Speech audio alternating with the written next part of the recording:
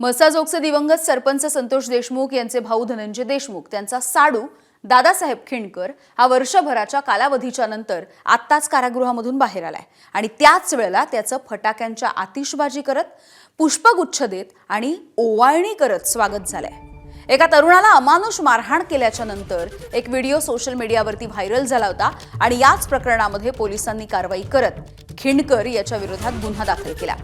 वर्षभर कारागृहामध्ये राहिल्याच्या नंतर दादासाहेब खिंडकर बीडमध्ये दाखल होताच त्याचं हे असं जंगी स्वागत झालंय। त्यामुळे या सगळ्यामधून गुन्हेगाराचं समर्थन होतंय का असाही सवाल आहे। एबीपी माझा, उघडा डोळे बघा नीट।